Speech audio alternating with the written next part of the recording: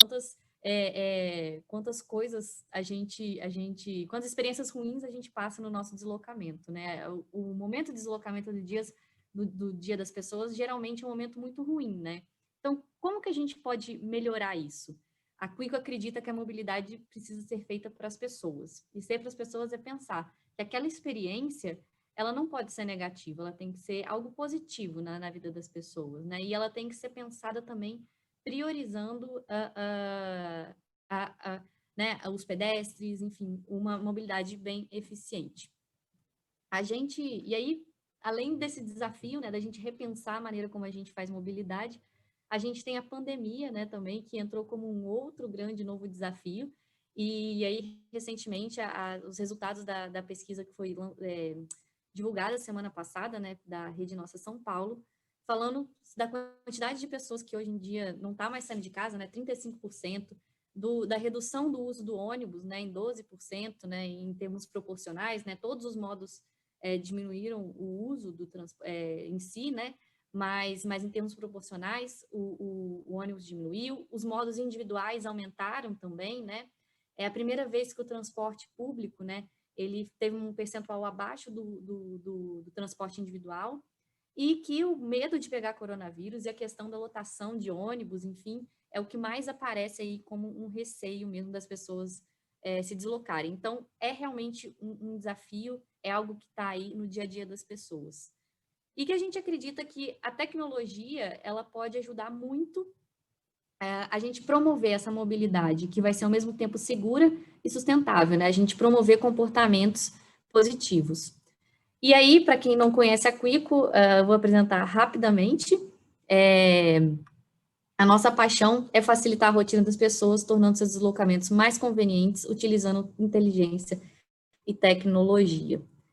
A gente está trabalhando para se tornar uma plataforma de Mobility as a Service, e a ideia é essa, a gente facilitar, não só através de informação, mas também através de pagamento, enfim, de todo tipo de serviço, o acesso das pessoas aos diversos modais que a cidade oferece, né?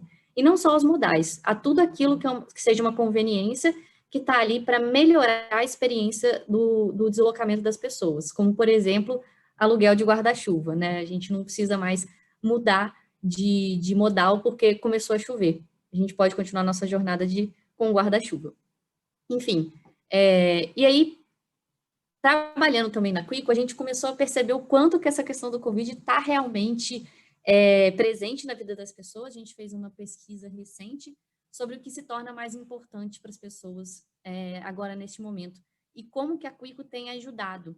E aí a gente vê essa questão da transmissão da Covid, né, de reduzir o tempo de espera e evitar aglomerações, evitar filas, serem os pontos que aparecem de maneira mais recorrente para a gente poder melhorar a experiência das pessoas. E aí, entendendo que essa tecnologia, né, que a gente acredita que a gente faz parte desse contexto dessa tecnologia que pode ajudar a melhorar a experiência das pessoas, junto com a Mobitech, que é a Associação de Mobilidade e Tecnologia, a gente produziu um material que fala um pouco sobre como as políticas públicas, né, como diversos atores da sociedade podem tomar decisões mais inteligentes para promover esse uso da tecnologia no dia a dia das cidades e, assim, criar jornadas mais adequadas, seguras.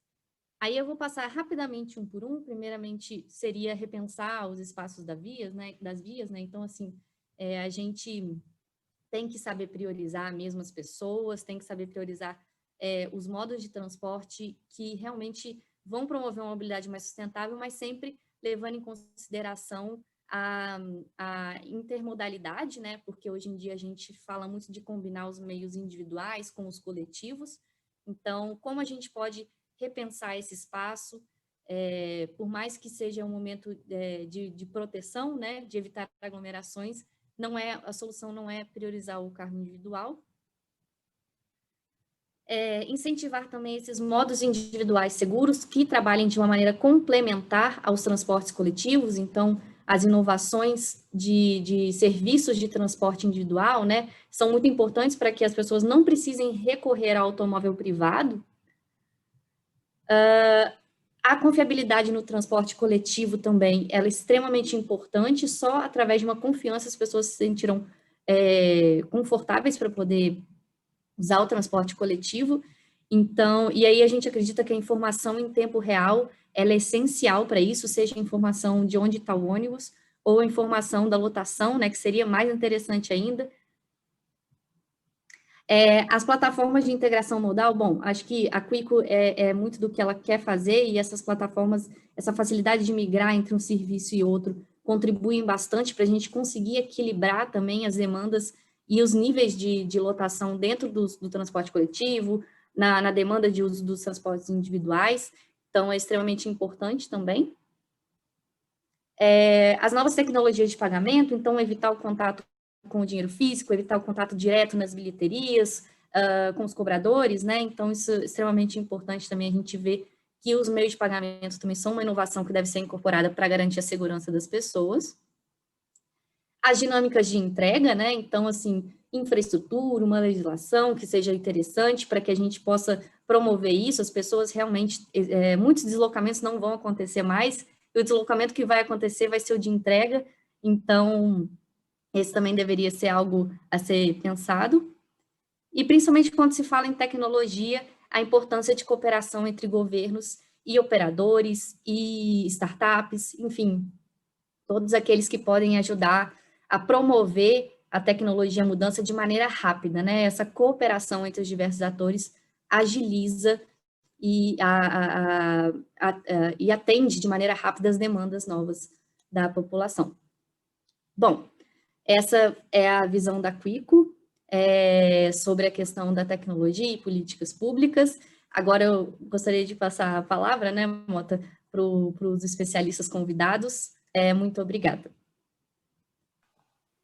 Obrigado, Luísa. A gente começa, então, ouvindo a experiência do Sérgio Aveleda, diretor de mobilidade urbana do WRI. Ele presidiu o metrô, presidiu a CPTM e conhece, então, né, os detalhes aí, as dificuldades e os benefícios do transporte público, e também foi secretário aqui da prefeitura, teve, né, um papel, um acompanhamento aí de perto dos problemas também, né, de uma grande cidade como São Paulo, nessa questão dos deslocamentos. Sérgio, boa tarde.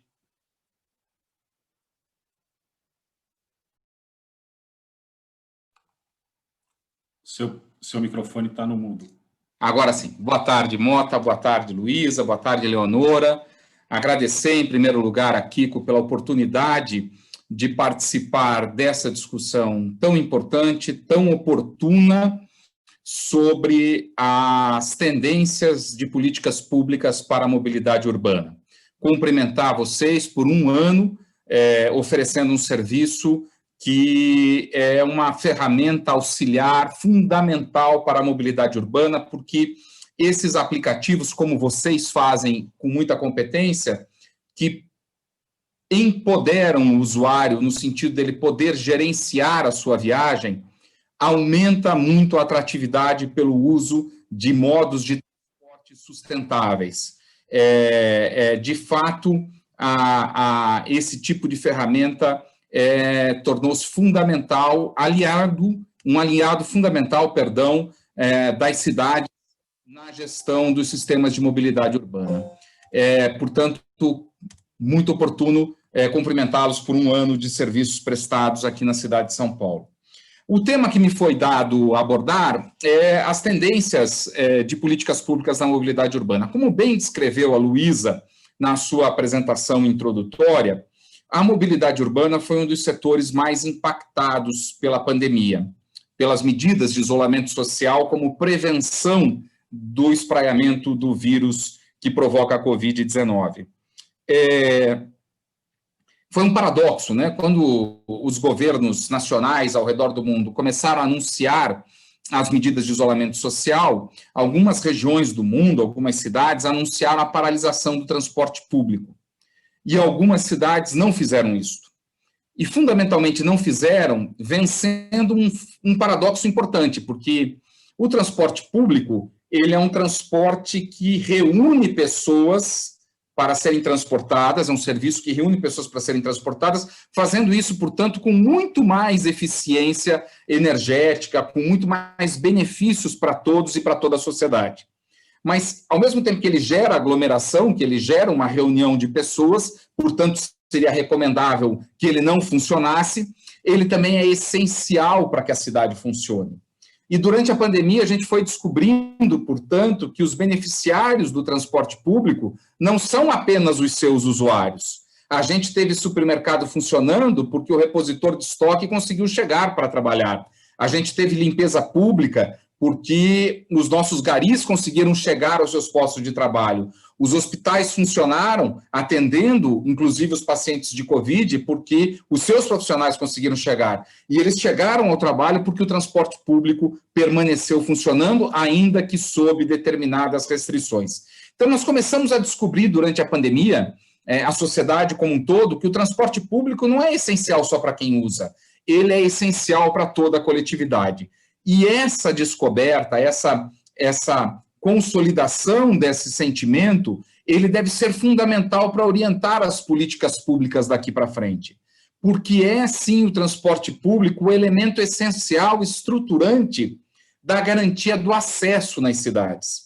As nossas cidades cresceram de maneira muito acelerada nos últimos anos, de forma muito desordenada, e, portanto, criando contradições muito importantes. A fundamental é, as pessoas foram morar cada vez mais longe por conta do custo da moradia, ser um elemento importante do orçamento e as pessoas necessitarem buscar economias, mas as atividades econômicas geradoras de emprego seguiram concentradas em poucas regiões da cidade. O espraiamento das residências não foi acompanhado com o desenvolvimento de um planejamento urbano que permitisse um uso misto do solo nessas regiões e aproximasse o emprego da residência. Não, ao contrário, nós fomos aumentando as distâncias e aumentando a demanda por transporte público. Eu costumo repetir isso em toda a minha apresentação porque acho que é uma ilustração muito boa.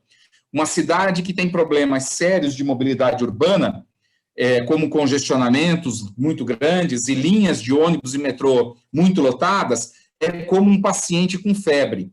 A doença não é a febre.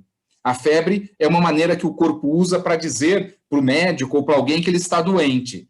A superlotação das linhas de metrô e de ônibus é uma maneira que esse organismo vivo chamado cidade está dizendo, tem um equívoco de planejamento urbano, essa cidade está construída e desenhada de uma maneira hostil à qualidade de vida das pessoas. Eu faço sempre essa introdução, porque toda vez que a gente fala de mobilidade urbana, nós precisamos limitar o alcance das soluções da mobilidade urbana. Elas são importantes, elas devem ser desenvolvidas, o aumento da oferta e o aumento da qualidade é fundamental, mas isso precisa vir em paralelo com um novo desenho urbano, com incentivo de descentralização das atividades econômicas, com a aprovação de novos bairros apenas com uso misto, com a constituição de comércio e serviços próximo onde as pessoas moram. Pois bem, então uma tendência fundamental daqui para frente deveria ser, na política pública, uma priorização do transporte público. E ela deve começar com a busca da solução de um problema que está se mostrando dia a dia cada vez mais grave, que é o financiamento do transporte público. Esse problema, Mota, Eleonora, Luísa, ele é anterior à pandemia. Nós já vínhamos observando, nos anos anteriores a 2020, que o transporte público, infelizmente, vinha perdendo espaço no mercado de transportes. As pessoas estavam escolhendo outros meios para se moverem.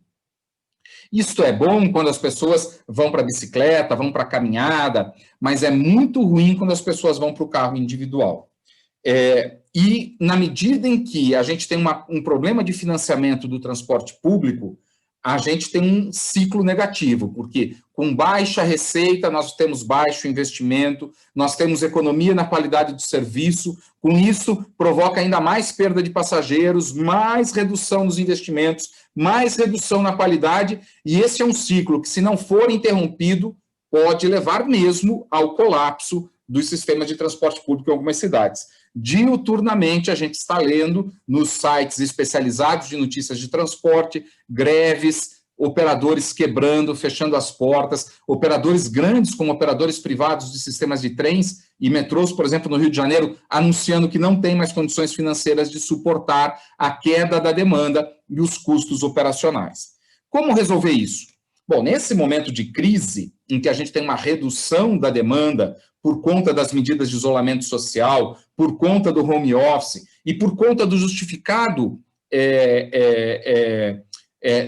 por conta, eu não vou dizer justificado, porque é uma controvérsia muito grande, e estudos recentes estão mostrando que o risco de contaminação no transporte público é muito mais baixo do que as pessoas imaginam, mas há um medo das pessoas se contaminarem. Isso provocou uma redução da demanda. Nesse momento, os governos precisam atuar para proteger os sistemas de mobilidade. O governo americano, por exemplo, destinou 25 bilhões de dólares para os operadores locais de transporte, para os municípios atuarem na defesa da capacidade operacional dos sistemas de transporte. É preciso ter uma conjugação de esforços entre governos locais, governos regionais e governos nacionais para que essa conjugação de esforços viabilize a manutenção da capacidade operacional dos sistemas de mobilidade. Um segundo momento em que a gente acredita que a demanda vai se recuperar em alguma medida, talvez não exatamente como era antes, porque algumas pessoas vão continuar trabalhando em casa, nós precisamos investir forte no transporte público e, fundamentalmente, equacionar a questão financeira. E aqui eu quero fazer um parênteses de uma reflexão. A imensa maioria das cidades financia o transporte público, o custo operacional do transporte público, recolhendo o dinheiro dos usuários. Apenas a tarifa paga pelo usuário paga o sistema de transporte público. Esse modelo, ele assume que os beneficiários do sistema de transporte público são os seus usuários apenas. Portanto, eles devem ser os seus financiadores. Então, o orçamento público não envia nenhum recurso para o sistema de transporte.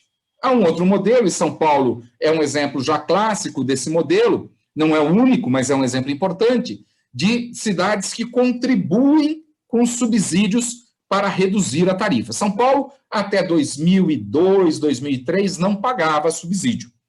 Passou a pagar subsídio aos transportadores quando implantou o bilhete único com a tarifa integrada. Ou seja, quando permitiu que o usuário embarque no primeiro ônibus e acesse um segundo e até mesmo um terceiro ônibus em uma determinada faixa de horário sem pagar as tarifas adicionais. Isto aumentou incrivelmente a utilidade do sistema de transporte em São Paulo. Aumentou a utilização, aumentou o índice de acessibilidade na cidade. Muito mais pessoas puderam usar de uma maneira muito mais eficiente o sistema de transporte público. Mas isso gerou um custo adicional, porque na medida que o passageiro embarcava no segundo ônibus sem pagar, o operador precisava receber a remuneração para cobrir os seus custos. A prefeitura, então, muito corretamente, numa política pública de muita qualidade, disse: nós vamos subsidiar e permitir a manutenção do preço da tarifa como tal e permitir o acesso das pessoas a mais ônibus pagando uma única tarifa. Isso foi uma revolução no sistema de transporte. A segunda revolução foi a integração dessa lógica ao metrô e ao trem. Quando uma cidade faz isso, o que ela diz? Olha, eu reconheço que os beneficiários do sistema de transporte não são apenas os seus usuários. Toda a coletividade se beneficia do sistema de transporte. Portanto, eu subsidio, eu pego o dinheiro do seu Paulo, que não usa o transporte público, mas paga IPTU, eu pego uma parte do dinheiro dele para pagar o transporte público, para que uma imensa quantidade de gente que use o transporte público possa pagar menos e possa usar mais o transporte público. E por quê? Porque o transporte público reduz congestionamento, torna a cidade mais eficiente, porque o transporte público é uma maneira muito eficiente do ponto de vista energético, e porque você consome muito menos energia. Um ônibus que transporta 180 pessoas consome muito menos energia do que 160 carros transportando 1,1 pessoa em média, que é a média aqui da cidade de São Paulo do uso do automóvel. Consome muito menos energia e consome muito menos espaço. E contribui também para a redução dos acidentes. Então, há uma economia global.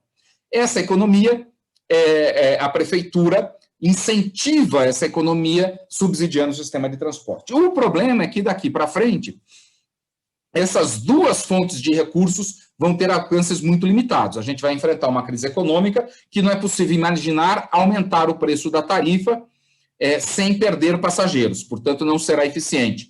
ainda mais porque a informalidade do mercado de trabalho está diminuindo o valor do Vale Transporte, que é uma fonte de financiamento bastante importante. Segundo os orçamentos municipais, nós sabemos a crise fiscal que está. Também não dá para imaginar que as cidades vão ter espaço para implantar ou aumentar subsídios. Portanto, é chegado o momento, Luísa e Eleonora, das cidades começarem a discutir novas fontes de financiamento do transporte público. Então, eu quero imaginar que nós chegamos a um consenso aqui que o transporte público é mais eficiente e mais saudável sob todos os pontos de vista para as cidades. Se isso é verdade, nós não podemos fazer com que ele reduza a sua participação no mercado, nem que ele perca a capacidade operacional. Para garantir que isso aconteça, nós precisamos de novas fontes de financiamento. E aqui, vamos ser bastante transparentes, nós estamos falando, inclusive, de buscar recursos do uso do transporte individual motorizado para financiar o transporte público. E por quê? Vou descrever aqui um estudo feito por uma publicação chamada Discourse Media, um estudo feito em cidades canadenses que aponta o seguinte: se você decide fazer o seu deslocamento a pé, isso te custa $1, para a cidade vai custar 1 centavo de dólar. Fazer a calçada, fazer a faixa de pedestre, tem um preço, que é muito barato. Se você decidir ir de bicicleta e isso te custar $1, para a cidade isso vai custar 15 centavos de dólar. É um pouco mais caro, bem mais caro que a caminhada, mas ainda assim, vocês vão ver, é muito barato. Se você decide ir de transporte público e vai te custar $1 a viagem, para a sociedade isso vai custar $1,50. Afinal de contas, a infraestrutura do transporte público é bem mais cara e sofisticada. Mas se você decidir ir de carro particular, nesse mesmo trajeto, e isso te custar o mesmo $1, para a cidade vai custar $9,20. Eu gosto muito de passar essa informação porque a gente não tem consciência disso. As nossas cidades que pagam subsídio, Mota, tem ali no orçamento público uma linha. Se você entrar agora no site da Prefeitura de São Paulo, buscar o orçamento municipal e lá, usando um mecanismo de busca, digitar subsídio ao transporte público, aparecerá uma rubrica orçamentária de mais de 3 bilhões de reais por ano. Portanto, você pode analisar, você pode discutir com a sua família, você pode discutir com o seu grupo de amigos, você pode mandar um WhatsApp perguntando: vocês acham justo, vocês acham injusto, isso está certo, isso está errado. Há transparência sobre isso. Mas se você, nessa mesma página, colocar no mecanismo de busca subsídio ao transporte individual motorizado, aos carros e motos, não vai aparecer nada. Não há uma linha orçamentária consolidando as despesas da prefeitura com os carros particulares, dando, portanto, a sensação que não há despesa, o que não é verdade. Os carros, como eu acabei de demonstrar nesse estudo das cidades canadenses, geram uma despesa para toda a sociedade muito grande. O uso do carro individual motorizado, usando um conceito de economia, gera externalidade negativa, enquanto o uso do transporte público gera externalidade positiva.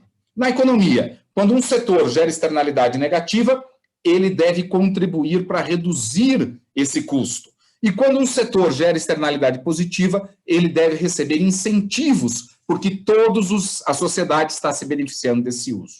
Então, chegou um momento que eu acho que nós precisamos colocar em pauta. Primeiro, as cidades deveriam consolidar nos seus orçamentos os gastos tangíveis e intangíveis com o transporte individual motorizado, para que todos nós possamos discutir se é justo ou não. Para que eu, que não tenha carro, mas sou pagador de IPTU, possa discutir: é justo que o meu recurso vá para pagar para que alguém ande de carro privado nas cidades? Enquanto isso, o seu José, que não tem carro e usa o transporte público, é obrigado a pagar uma tarifa para usar o transporte público.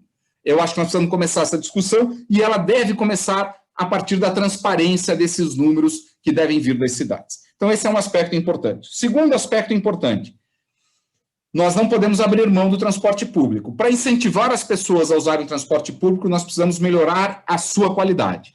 E o principal valor para o usuário do transporte público, todos que estão nesse webinar, se eu fizesse uma pergunta e pudesse ouvi-los, ou vê-los, e pedisse assim: levanta a mão quem prefere o metrô, quem prefere o ônibus. Eu tenho certeza que a imensa maioria dos nossos espectadores aqui levantariam a mão dizendo que preferem o metrô, apesar do metrô não ser tão fácil. Você precisa se dirigir à estação, descer escadas rolantes, que às vezes são muitas, esperar o trem, chegar na estação, subir escadas rolantes, que às vezes são muitas, e sair da estação, enquanto o ônibus está na superfície.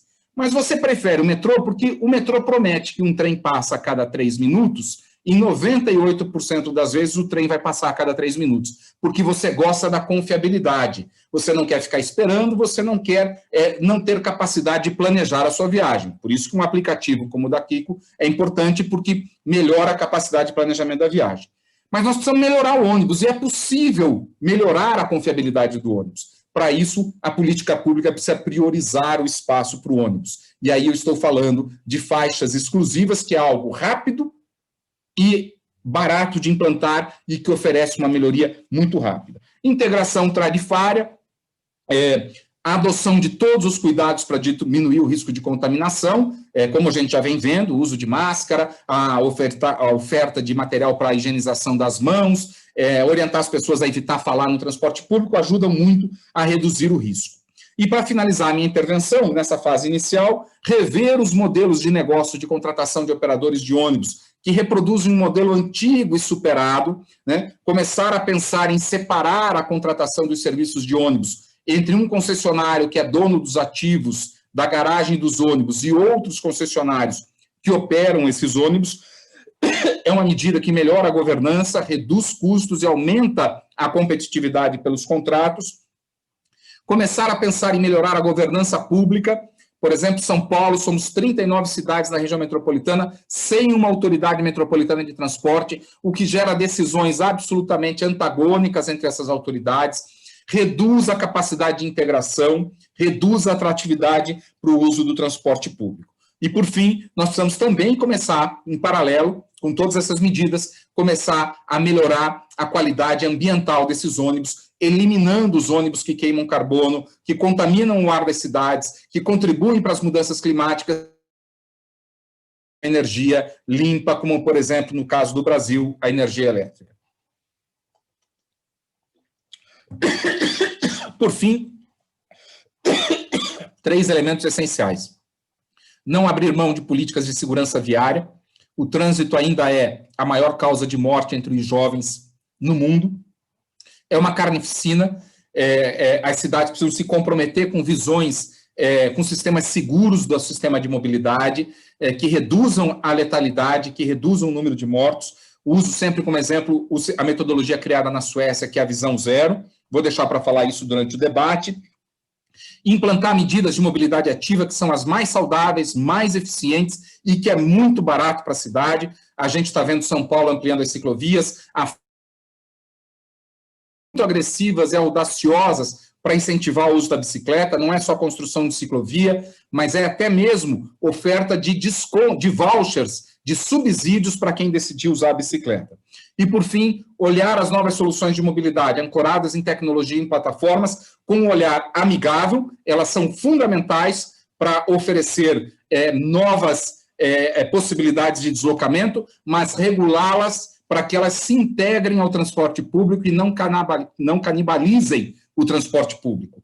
Porque se elas canibalizarem o transporte público, contribui para o colapso de um sistema que sempre será essencial e fundamental para aqueles que moram mais longe e precisam se deslocar. Então, o sistema da nova mobilidade precisa ter uma visão de integração e cooperação com o sistema de transporte público. Essas são as minhas considerações iniciais, renovando aqui os meus agradecimentos por essa oportunidade para participar do debate.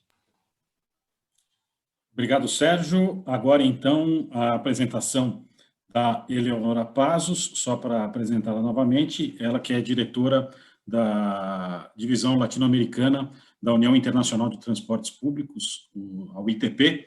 Eleonora, boa tarde.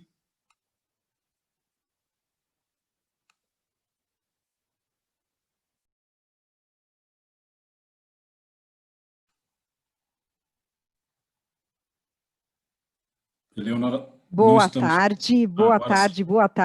Realmente estava compartilhando aqui já com vocês a tela. Quero agradecer muito esse convite, parabenizar a Kiko, tanto Luiz como Luísa, muito obrigada pelo convite. E também parabenizar aqui meu companheiro de mesa, né? Adorei a questão do subsídio ou do gasto público de colocar uma rúbrica do custo do carro privado. Acho que enfim, acho que é um debate longo, mas extremamente pertinente. Bom, o convite de vocês, quero realmente agradecer e por trazer essa oportunidade, ficava centrado nas questões de tecnologia, e para isso eu acabei trazendo um estudo recente que a UITP realizou junto com o Arthur Delito, que é uma consultoria, para quem não conhece, né, em várias questões, mas especificamente em transporte, ela tem trabalhado muito com a UITP, para discutir um pouco do que é o futuro da mobilidade, e obviamente passando de maneira contundente no que se refere à tecnologia.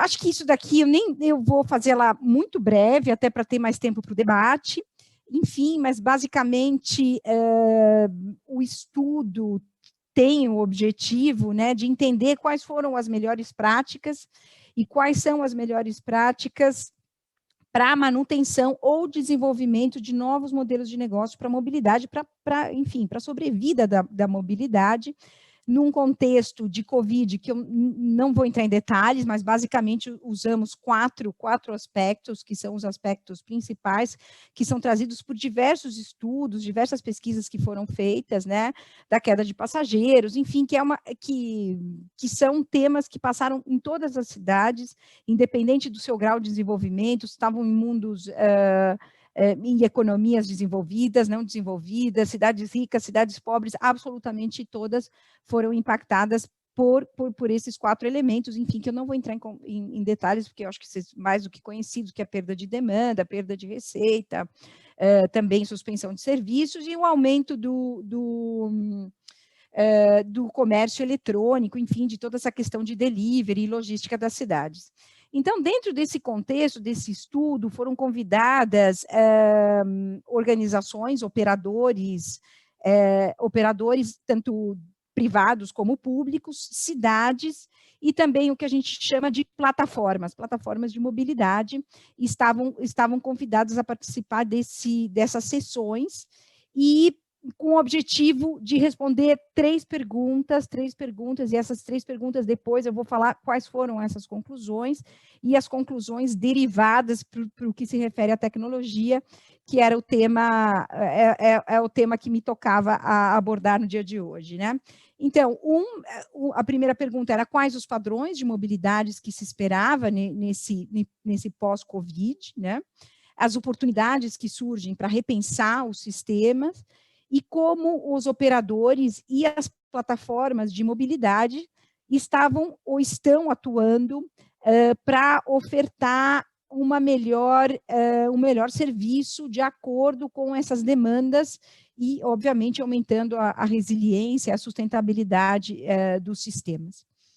Então, nesse contexto, foram convidadas 32 organizações do mundo inteiro, o que incluía aqui para a América Latina a Transmilênio e Metrô de Medellín, e foram organizadas mais de 10 sessões de workshop que resultou nesse estudo. Eu quero dizer que esse estudo está disponível, ele está disponível na internet, é nada mais que tem o relatório completo, e aí surgem algumas questões antes de entrar nesses debates que iam gerar essas conclusões.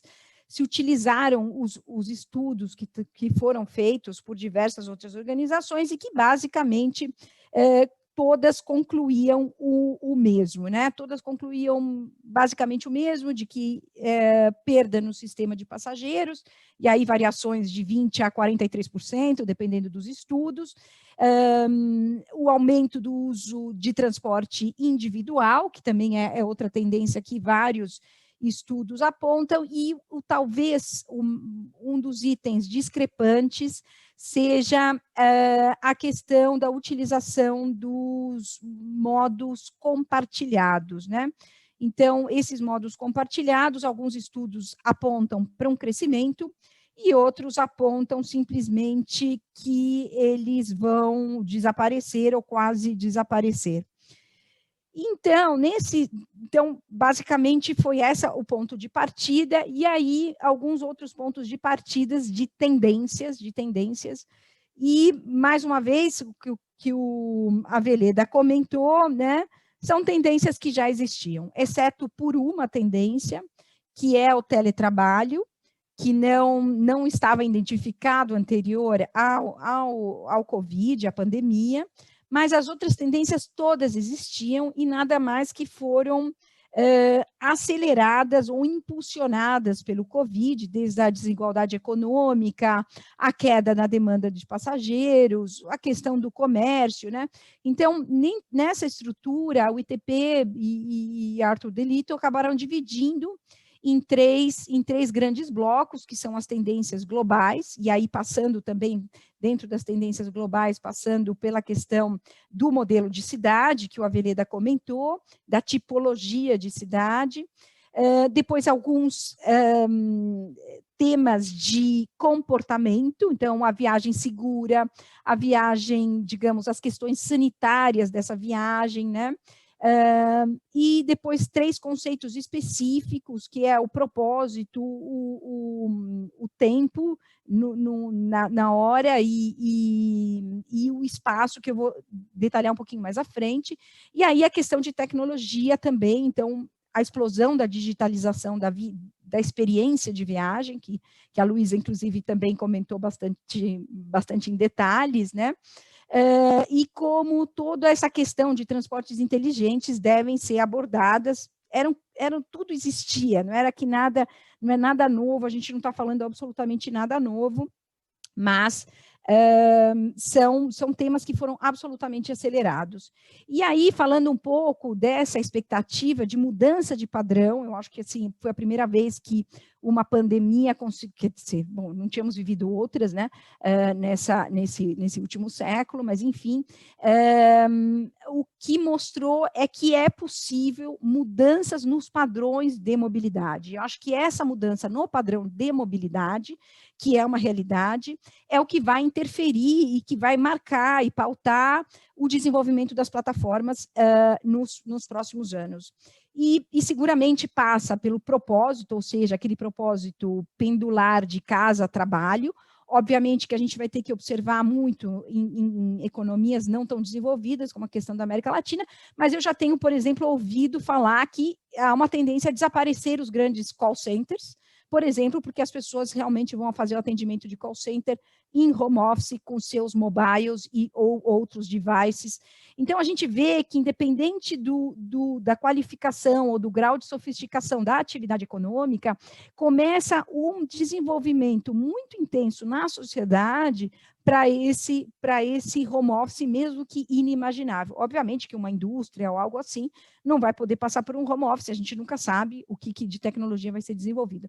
Então, tem esse repropósito, o retiming, ou seja, as pessoas não vão ter a necessidade de viajar naquele horário específico, e isso pode ajudar em algumas políticas, como a Aveleda falou, de desconto, e obviamente que as políticas públicas vão ter que remanejar isso, e o respacing, que é a questão de viagens muito mais curtas, o desenvolvimento, como a Aveleda também mencionou, da questão de viagens curtas, porque você vai usar as coisas do teu entorno, você não vai fazer os grandes deslocamentos. E aí a gente vê um impacto imediato na tipologia. Não preciso nem falar, que até a Aveleda deu detalhes do efeito das nossas cidades, do êxodo rural para o urbano. Nesse momento, o que a gente vive é, novamente, um êxodo ao contrário, um efeito ao contrário, as pessoas estão viajando as pessoas estão se mudando para outras cidades, para subúrbios, para não áreas tão centrais, tanto por questões econômicas, mas também por questões de qualidade de vida. Então, nesse momento, tem um peso muito grande sair da cidade, as pessoas sentem a necessidade de ir embora das grandes cidades, e claro que isso, num curto efeito, num prazo menor, vai trazer um efeito das viagens, da necessidade de uma infraestrutura e de viagens para essas cidades. A gente vê mesmo aqui em São Paulo, gente se mudando para o interior, gente se mudando para o entorno, né? Não tão interior, mas para cidades aí a 50 ou a 100 quilômetros, e esse commuter vai ter que ter uma necessidade, tem uma necessidade hoje eu falo de hoje para frente, né, dessas viagens, ou seja, isso vai ter uma explosão desse tipo de viagem, e num futuro mais distante, o que a gente fala das cidades multicentro, que foi o que o Aveleda comentou, e que isso muda também a configuração. Mas essa política vai depender, obviamente, de políticas públicas de planejamento e uso do solo que estimulem essa questão do multicentro. Então, a gente tem que ver.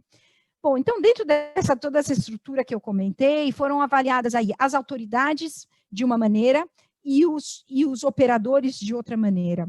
E o que a gente viu nessa estrutura é que alguns, uma pequeníssima minoria, mas ainda assim, as cidades e autoridades que acreditam que não devem fazer nada e que não vai mudar nada. Outros, a 65%, que são a grande maioria, acredita que tem que ter mudança, mas não conseguiram fazer nada. Então, 65% dessas autoridades ainda não conseguiram atuar e uma porcentagem menor, de 25%, já estão atuando. Então, dentro desses que atuaram, o estudo fez um foco, fez uma lente, ampliou e distribuiu essas ações de duas maneiras. Uma, chamadas muito mais de regulamentação, né? Então, muito mais nos aspectos regulatórios, e outras ações que realmente impactaram, e ações diretas que trazem uma melhoria para o transporte, enfim, deram mais um fôlego para o transporte.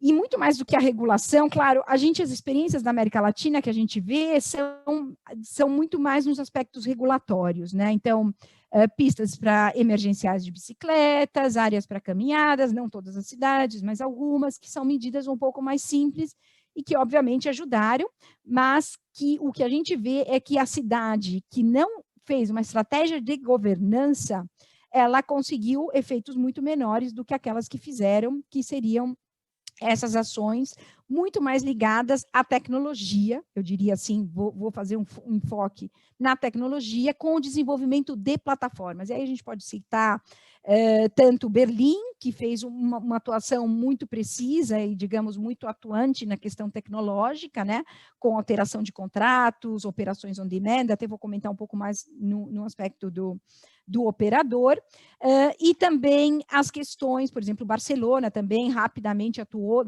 na governança de unificação dos sistemas.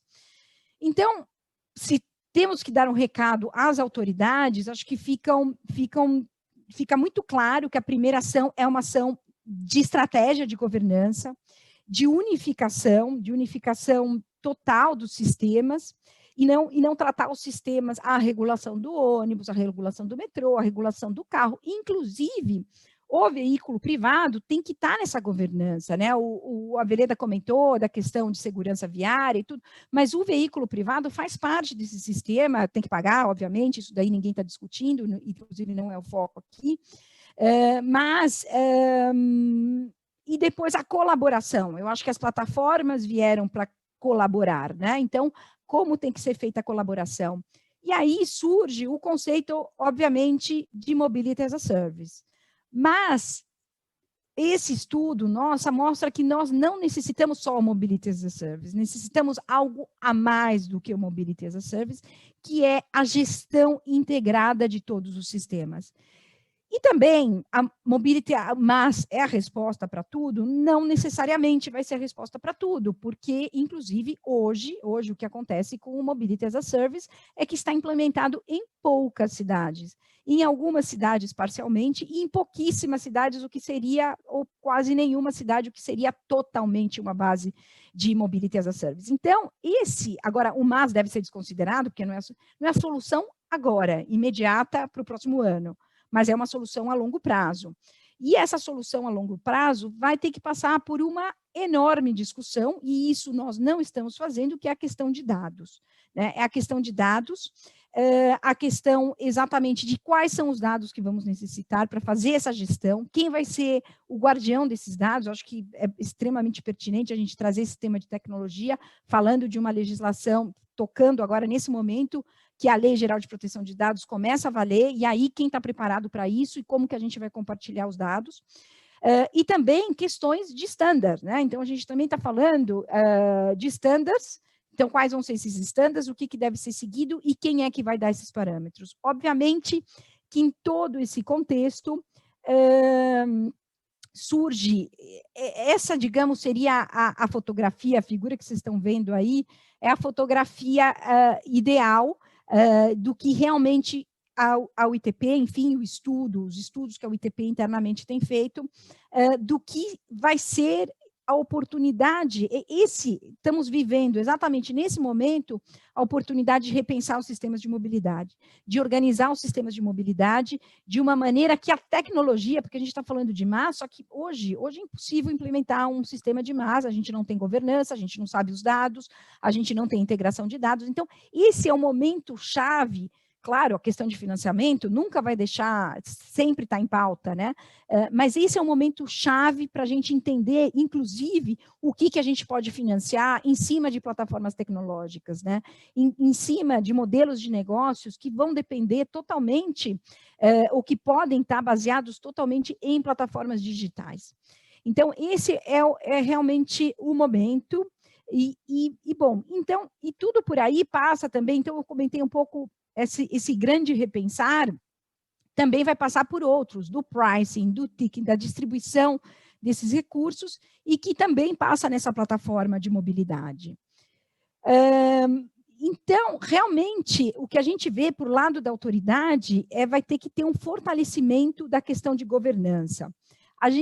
Eu acho que assim, dentro da estrutura do Brasil e da América Latina, a gente sabe que nem sempre as governanças, digamos, as autoridades tomaram partido ou partiram na frente de certas estruturas. Muitas vezes, os operadores acabaram estimulando, eu diria, ou promovendo o debate junto com a autoridade para apoiar esse discurso. E eu imagino que vai continuar, tem que ser assim, tem que continuar partindo de quem realmente tem feito muita coisa. E dentro disso, aí vem a avaliação, dentro desse estudo da UITP, quais foram os modelos operacionais de flexibilização que os operadores, e também, não só os operadores, mas as plataformas de mobilidade implementaram. E aí a gente vai ver também uma questão, novamente, do transporte da tecnologia, que são as tecnologias ligadas à sanitização, ou seja, aquelas de distribuição, de controle de temperatura, algumas de booking, a gente vê, ninguém imaginava anos atrás, se eu um ano atrás falasse, vamos fazer o pré-booking do metrô, todo mundo ia falar, você está louca, para que é isso? Então, mas, por exemplo, Beijing fez. Então, se Beijing consegue fazer um pré-booking daquilo por questões sanitárias, então as pessoas se sentem muito mais seguras, né? A questão de informação de ocupação de veículos, vários sistemas operadores partiram de cara para isso, porque dá segurança ao usuário, de fato, a se sentir seguro de que aquilo não tem uma lotação adequada, eu posso escolher, eu vou ter o repacing, vou escolher meu tempo, vou escolher meu dia, meu horário, então, assim, o que, uma vez mais, eu acho que a Luísa apresentou, e o Mota também comentaram, mas a Luísa apresentou muito bem, que é a centralidade do cliente, né? Então, o que o cliente quer, de fato, vai ser o que vai motivar e vai ter que motivar o desenvolvimento de tecnologias e as plataformas, né? Aqui a gente tem os PTOs, que são os Transport Operators, que são os operadores, e as MSPs, que são as plataformas de Mobility Service, que realmente vão passar por esse forte processo de digitalização. Acho que a Quico, enfim, a Luísa acabou falando tudo que eu ia falar, hein, Luísa? A questão do pagamento, das plataformas de pagamento e obviamente, a questão de gerenciar essas demandas tão flutuantes na cidade que passam pelos serviços on demand. Então, basicamente, eu acho que a gente pode concluir, né, e a UITP conclui, né, que o Covid é o momento de repensar, comprovou que está acontecendo uma mudança no padrão de mobilidade e a crise simplesmente acelerou tendências que vinham. Não é nada novo, exceto o home office aí, algum outro detalhe, e cada vez mais a gente vai precisar de autoridades que se posicionem como governança e não só como regulamentação. E a capacidade de inovação dos players, tanto das plataformas como dos operadores, vai ter que aumentar e entender muito esse novo modelo operacional de mudança rápida das tendências e dos padrões de viagem. Então, basicamente é isso. Eu convido a todos a consultar o relatório esse relatório que traz detalhes, traz casos específicos, Singapura, Berlim, Barcelona, enfim, de várias outras cidades. E muito obrigada a todos. Obrigado, Eleonora. Então, agora a gente abre a nossa parte de perguntas aqui. Quem quiser fazer pergunta, a gente tem aí o botãozinho do Q&A, né, do Questions and Answers, na parte de baixo da tela. A gente já tem uma pergunta aqui que eu queria fazer para o Sérgio. Sérgio, na sua opinião, ainda num contexto de precariedade dos sistemas de transporte do país, você falou, né, de algumas questões importantes relacionadas mais ao poder público, mas e a iniciativa privada? Como ela pode contribuir para também, né, melhorar a qualidade da mobilidade urbana, principalmente dessas pessoas que moram na periferia e são obrigadas a fazer esses deslocamentos enormes, né? Claro que hoje em dia a gente não pode só cobrar do poder público, a sociedade, seja pela academia, por entidades organizadas e até pelas empresas, né? Elas também têm uma contribuição a dar. Como é que você vê essa questão? Olha, Mota, a pergunta é muito oportuna. Eu acho que a conjugação de esforços entre o setor privado e o setor público é essencial. Por exemplo, o poder público tem uma capacidade de gerar dados de maneira brutal. Você consegue fornecer o serviço da Quico porque o poder público disponibiliza os dados do ônibus, num protocolo aberto. Hoje, todos os dados dos 14 mil ônibus de São Paulo, dos GPS dos 14 mil ônibus de São Paulo, estão abertos num protocolo que qualquer pessoa, com muita simplicidade, pode acessar e produzir outputs a partir dessa base de dados, como a Quico faz. O que a Quico faz? Pega esses dados e transforma em informação gerencial para o usuário.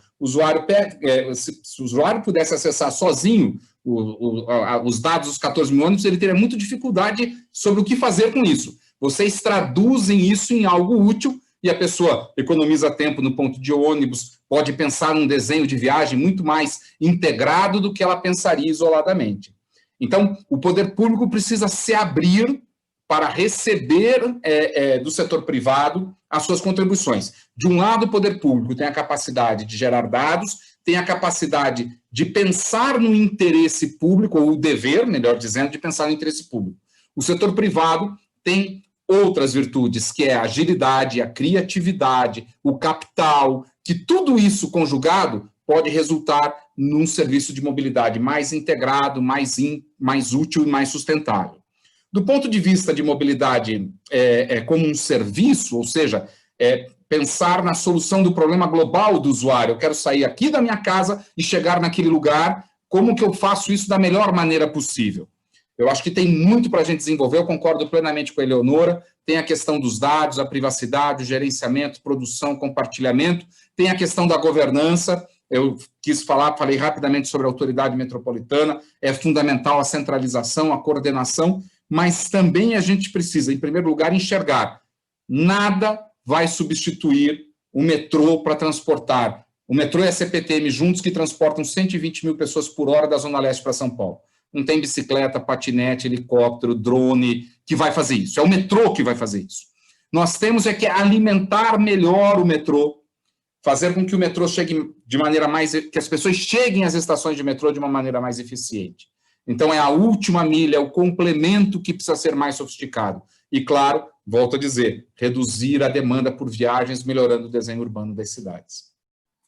Obrigado, Sérgio. Agora, para a Eleonora, a Carolina pergunta um pouquinho mais no detalhe aí, né, as iniciativas que devem ser tomadas, principalmente pelo poder público, para que esse modelo de plataforma de MaaS, de mobilidade como serviço, seja possível no Brasil. A gente assiste, né, que é um modelo que já tem vários exemplos de êxito fora do Brasil, fora da América Latina, América do Sul, talvez. Mas o que falta para a gente, né, para a nossa realidade, para a gente tornar possível uma plataforma de mobilidade como serviço? Bom, de fato, acho que a gente toca uma vez os dados, né? Eu acho que assim, a integração dos dados e a disponibilidade, importante a abertura dos dados também, não só alguém ser o grande detentor desses dados e só uma organização, ou só o governo, ou só.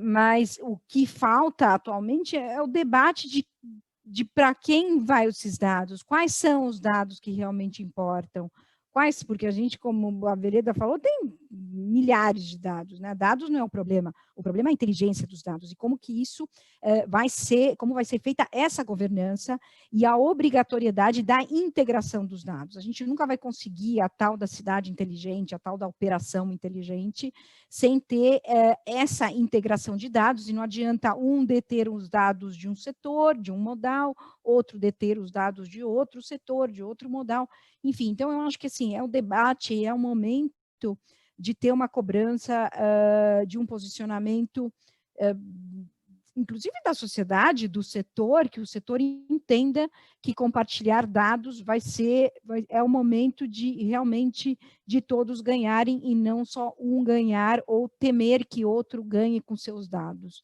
Então, acho que é mais por essa linha de debate. Até aproveitando, né, um testemunho nosso da Quico, que realmente a gente usa o sistema Olho Vivo da SP-Trans, da prefeitura, e é super fácil, né, amigável o sistema, realmente está aberto, não precisa fazer nenhum tipo de solicitação. Essa é uma dificuldade que a gente enfrenta na Quico, né? Acho que a Luísa até pode falar um pouquinho também sobre isso, né, sobre como a gente trabalha esses dados, mas a dificuldade que a gente tem porque a realidade brasileira é muito diversa. Em algumas cidades, a própria prefeitura é dona do dado, outras cidades, esse dado pertence ao operador, à empresa, a prefeitura usa, mas não pode compartilhar.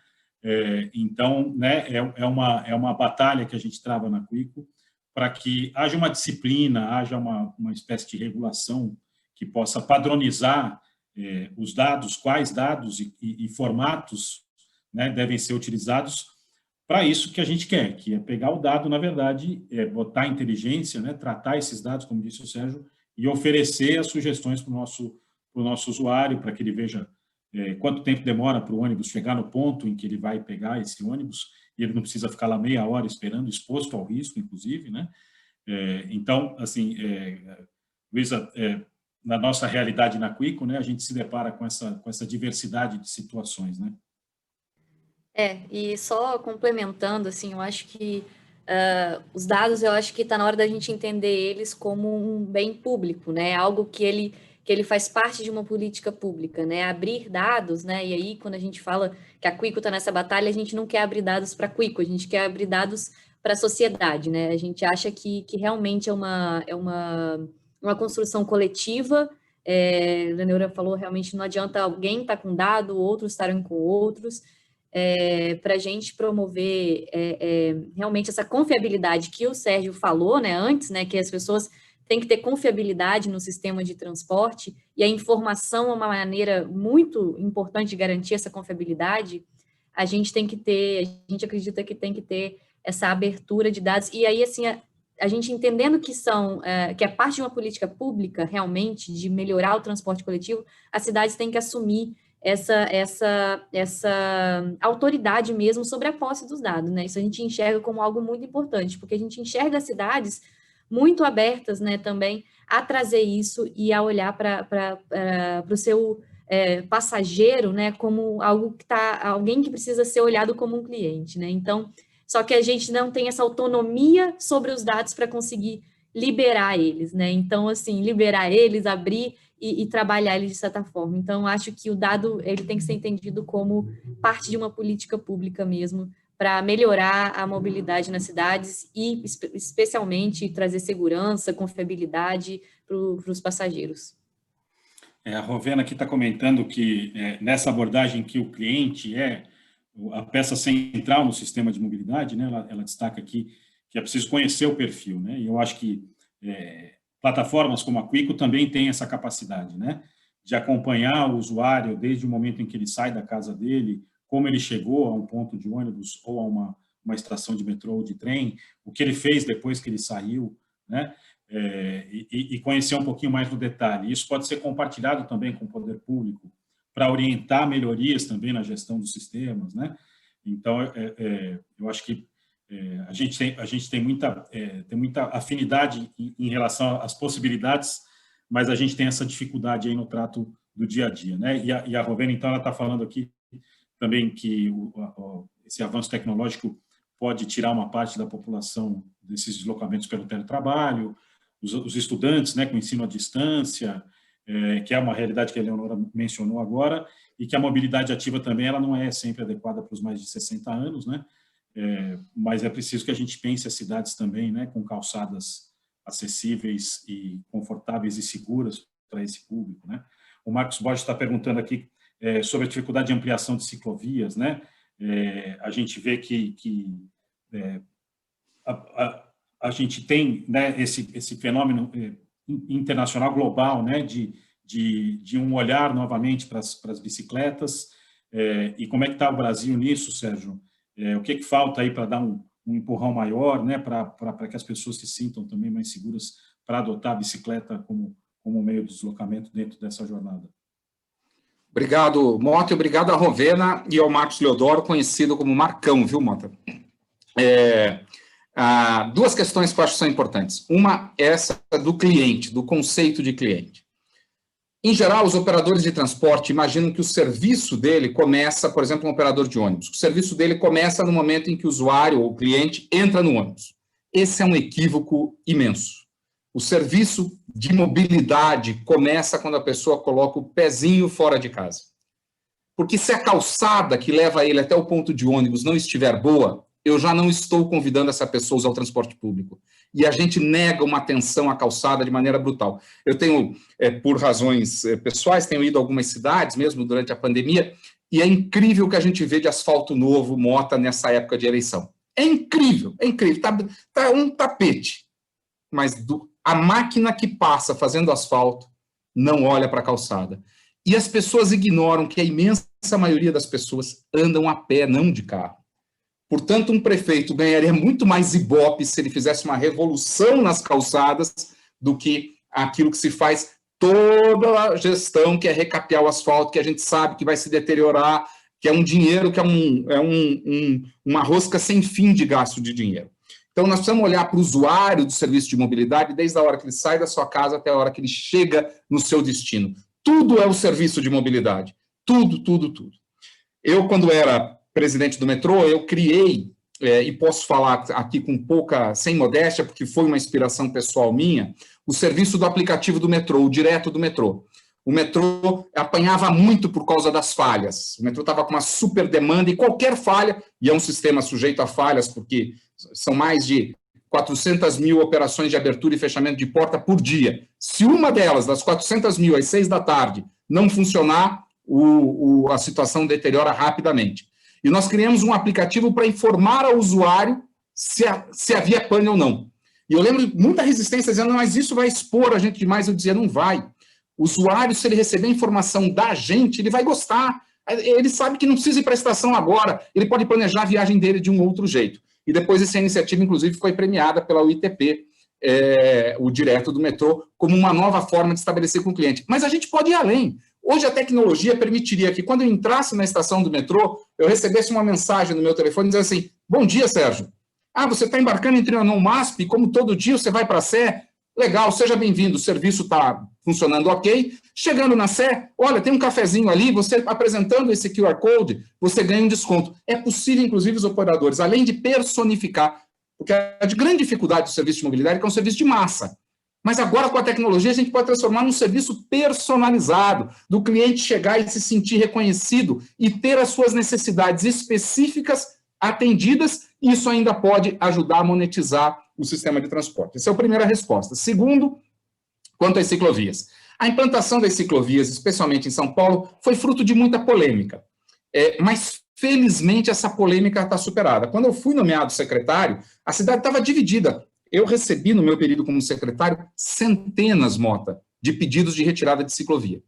E nós resistimos bravamente, não retiramos, porque a gente sabia que essa resistência era só aquela resistência ao novo, que passado o tempo as pessoas iam assimilar. E agora, a Luísa fez uma referência à pesquisa da rede de São Paulo, mais de 80% nessa pesquisa aprova a estrutura cicloviária. Vejam, não há um candidato a prefeito em São Paulo dizendo que vai tirar ciclovias.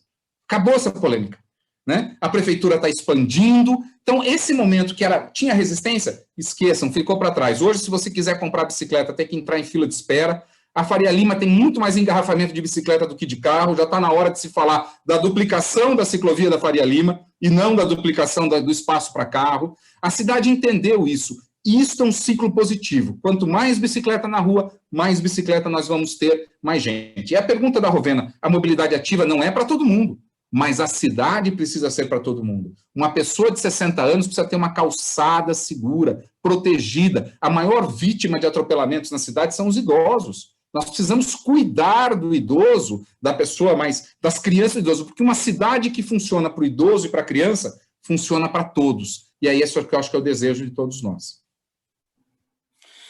Eleonora, o Arthur Vale fala aí, né, que considerando que a maior parte do espaço físico nas cidades é ocupado pelas vias, pelas ruas, avenidas, como é que a gente entende as políticas públicas para incentivar o uso de transporte coletivo privado, na verdade, transporte privado, né, como Uber, como táxi, também nesse esforço de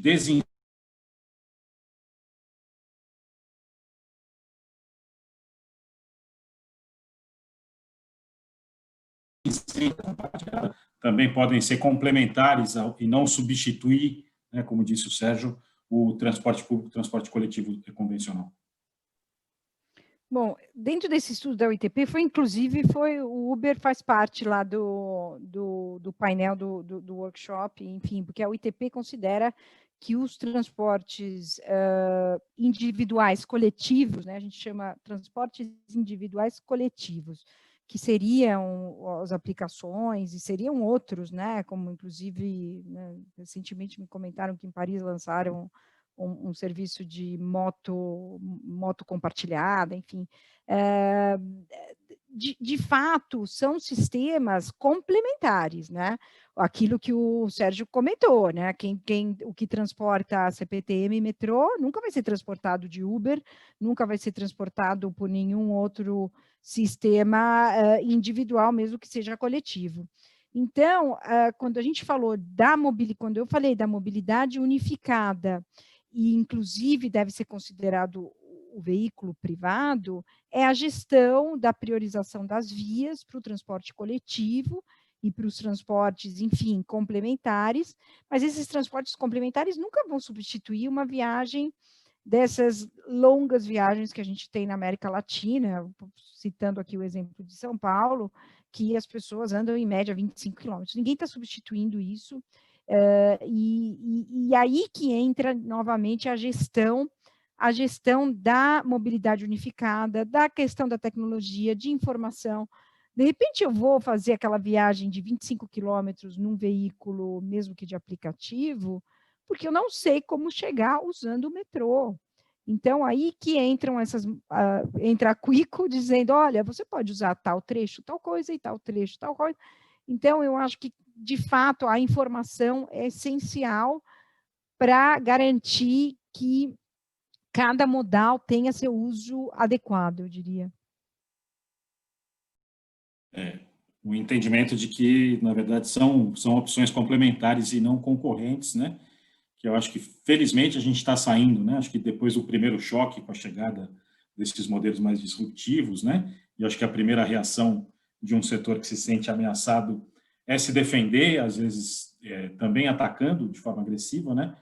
Eu acho que agora, e talvez até um processo acelerado pela pandemia, a gente começa a ver que a gente está discutindo aqui a complementariedade, né? Como é que esses sistemas, esses modos podem coexistir e podem se ajudar, se retroalimentar, né? A Rovena aqui falando de novo com o Sérgio, né, da realidade federativa brasileira, e ele falou dessa questão da autoridade metropolitana, né? Como trabalhar melhor essa conjugação dos esforços intergovernamentais, né? A gente tem uma Secretaria de Transporte Metropolitano, que é a que cuida, em São Paulo, do transporte sobre trilhos, né? Mas como tornar mais efetiva essa atuação, né? Como melhorar, então, a atuação do poder público nessas nessas regiões metropolitanas que não tem divisa, né? Uma rua você está numa cidade, na outra você já está na outra, e a pessoa não quer saber se ela está usando um ônibus ou um trem que seja de responsabilidade do governo do estado ou da prefeitura daquela cidade. Como trabalhar melhor, né, esse entrosamento aí? Obrigado, Mota. Eu tenho pautado essa questão das autoridades metropolitanas como uma prioridade, como das minhas preocupações.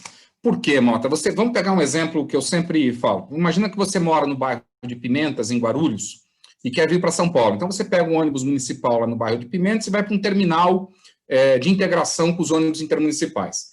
Você, para fazer essa viagem, precisa ter um cartão e vai pagar uma tarifa cheia. Chegando nesse terminal, você vai buscar o ônibus da MTU, que é um ônibus gerenciado pelo governo do estado e que faz a conexão intercidades nas zonas metropolitanas. Então, aí você precisa ter o segundo cartão e vai pagar a segunda tarifa cheia. Chegando no terminal em São Paulo, ali na Armênia, você quer ir para Pirituba. Você precisa pegar um terceiro ônibus, que é o ônibus municipal da cidade de São Paulo. Você vai ter o terceiro cartão e vai pagar a terceira tarifa cheia. Qual é a mensagem que nós estamos passando para esse usuário? Compre uma moto, amigo, é mais barato e mais fácil para você do que vir incomodar o sistema de transporte público. É isso, porque é altamente restritivo e complexo usar esse sistema.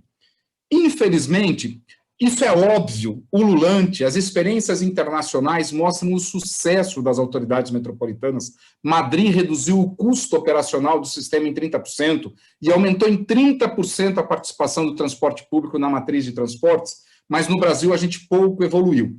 E um pouco, vamos ser sinceros, é porque as pessoas têm medo de perder poder. Quando eu era secretário municipal, eu dizia, olha, eu estou defendendo a extinção do meu cargo. Não faz sentido, como você bem disse, eu desafio aqui algum espectador nosso me dizer onde é a divisa de São Paulo e Guarulhos, onde é exato, não existe mais. A professora Regina Meyer, o professor Ciro Biderman, já chamam, né, a região metropolitana de São Paulo como uma cidade metropolitana. Não há mais essa distinção. E nós temos, quanto mais integrado nós formos, mais competitivo e felizes nós seremos, porque é a diversidade que faz uma cidade ser capaz de atrair investimentos e continuar crescendo. Mas a gente não reconhece a unidade dos problemas. Então, no começo da pandemia, algumas cidades da região metropolitana suspenderam os serviços de ônibus, outras não. Então, são diversos déficits que a gente tem por causa dessa crise, porque os prefeitos não querem perder poder. Mas eu acho que a gente tem uma oportunidade, Mota, eu quero ser otimista.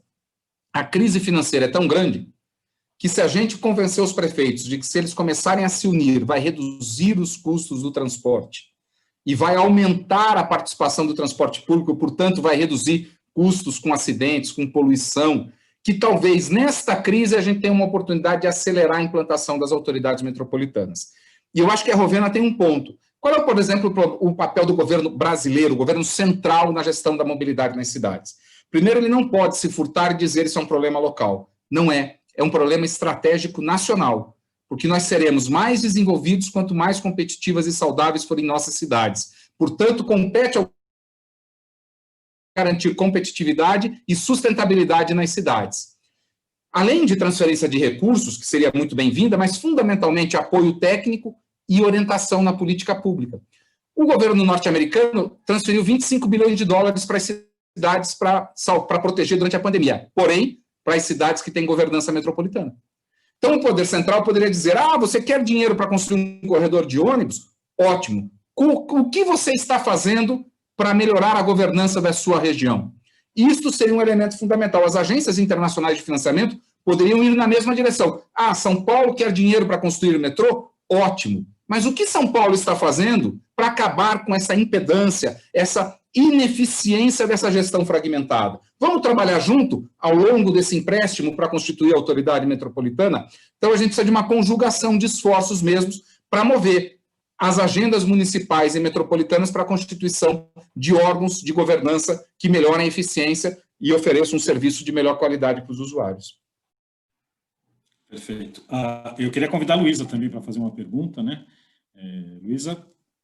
Eu queria fazer uma pergunta que eu acho que vai de encontro agora com o que o Sérgio estava falando e também buscando um pouquinho no que a Eleonora mostrou na apresentação dela, então eu queria pedir para, se vocês dois puderem fazer um comentário, que está ligado muito ao papel, eu ia perguntar o papel também do Estado, enfim, de diretrizes, né, sejam elas nacionais, enfim, mas também papel das regulamentações, né? A Leonora comentou que na América Latina a gente tem muito esse avanço através de regulamentações, mas o papel das regulamentações de quando a gente pensa em implementar novas políticas públicas, né? Como é que a gente, se na nossa realidade, a gente trabalhando com diretrizes fortes e regulamentações, a gente vai ver o impulsionamento muito melhor, assim, mais efetivo mesmo, das políticas públicas mais sustentáveis, enfim, e aí uma delas que eu acho que o Aveleda até comentou aqui seria, por exemplo, eficiência na parte de bilhetagem, né?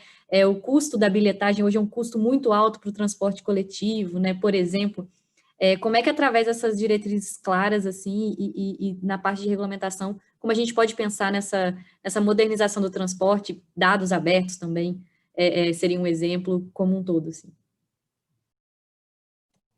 Eleonora, como você quiser. Se você quiser responder antes, pode ser você, se não, responda antes. Tá bom, tá bom.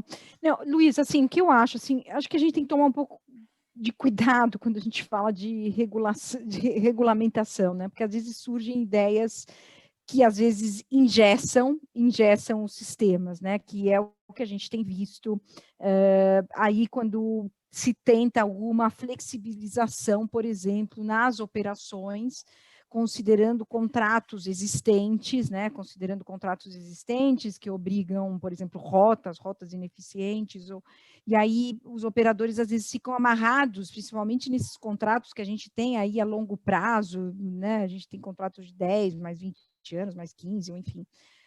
Então, acho que assim, eu acho que muito mais do que da regulamentação, eu falaria da governança, né? Da importância, como o Sérgio comentou, das diretrizes, de criar diretrizes que criem uma atmosfera ou que façam uma indução a políticas. Obviamente, se a gente for falar das cidades, do planejamento, do uso do solo, a gente vai precisar de diretrizes muito claras, muito mais do que regulamentação, mas de estímulos a cidades multicentros, enfim, que tanto o Aveleda como eu comentamos.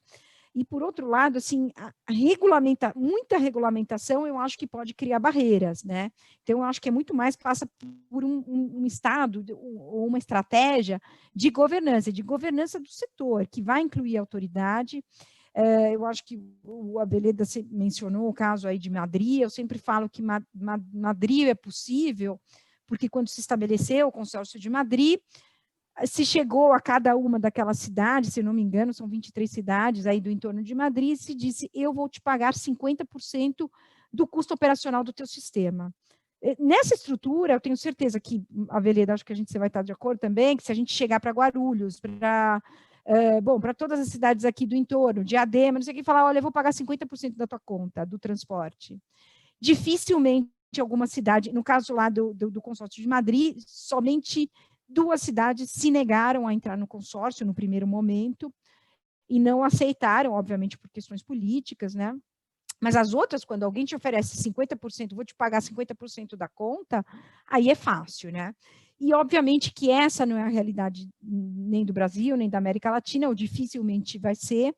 Mas, claro que a longo prazo, essas cidades, pequenas cidades, começaram a entender que não era só os 50% da conta que estava sendo paga, mas sim a diminuição do custo do sistema, como a Aveleda comentou. Então, eu acho que vai passar muito mais por a gente entender de que todos podemos sair ganhando, e ganhando muito, muito mais do que perder poder, vai ser o ganho efetivo que as cidades vão ter, do que criar uma regulamentação. Eu, às vezes, tenho um pouco de temor, porque na América Latina a gente é muito criativo na questão de criar regras, né, e regras que, às vezes, impedem desenvolvimentos ou bloqueiam desenvolvimentos a longo prazo.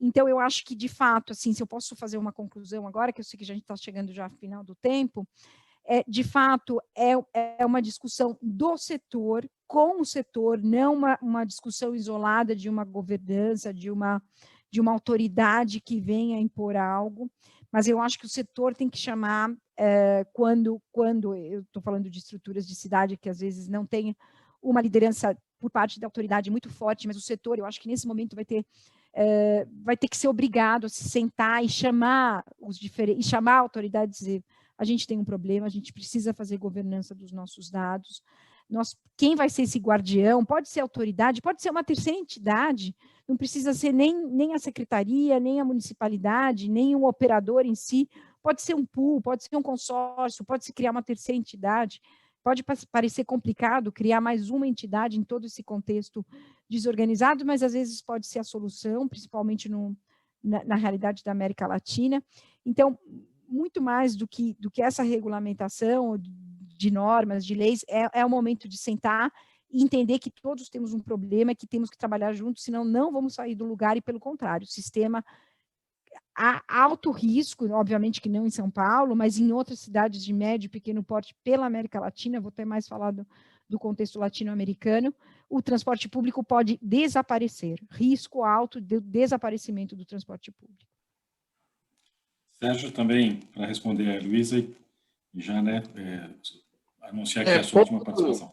Pouco a complementar, a Eleonora, acho que ela colocou, eu concordo com absolutamente tudo que a Eleonora disse. Quando o Estado se propõe a regulamentar, há um risco muito grande ou de falta de regulamentação ou de exagero de regulamentação, duas coisas que geram desequilíbrios. Qual é o melhor caminho para acertar? É assegurar que os afetados pela regulação vão participar da construção dela. Quer dizer, assegurar a participação dos setores na composição desta ideia de regulamentação e fazer com que ela atenda o princípio essencial, que é o que a gente falou durante todo o tempo aqui, proteger o interessado, que é o usuário. Isso é muito difícil fazer porque o jogo de interesses econômico é muito forte, a pressão é muito grande de setores que são afetados por essa regulação. É a participação da sociedade civil que resulta numa regulação de melhor qualidade.